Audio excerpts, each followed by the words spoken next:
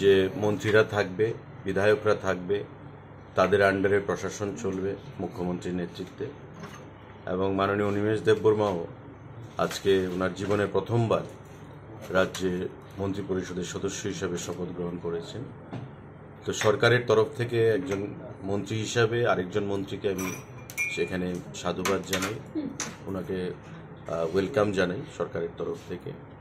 এবং আমি বলবো যে বিশিষ্ট রাজনীতিবিদ এবং ত্রিপুরা রাজ্যের পরিচিত রাজনৈতিক মুখ অনিমেষ বাবু দীর্ঘদিন ধরে রাজনীতির সঙ্গে যুক্ত রয়েছেন এবং ইট ওয়াজ এক্সপেক্টেড যে he will be inducted in the cabinet.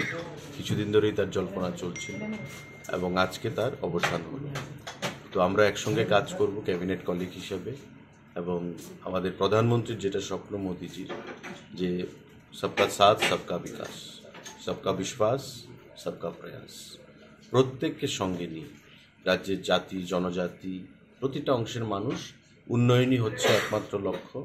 প্রত্যেকের উন্নয়ন করতে হবে এবং ক্যাবিনেটের কলিগ হিসাবে অনিমেষবাবুর কাছ থেকে আমরা সেটাই আশা রাখবো যে আগামী দিনে এক ত্রিপুরা শ্রেষ্ঠ ত্রিপুরা করতে উনিও সর্বস্ব দিয়ে চেষ্টা চালিয়ে যাবে এবং আমাদের প্রধানমন্ত্রীর লক্ষ্যকে বাস্তবায়িত করবে।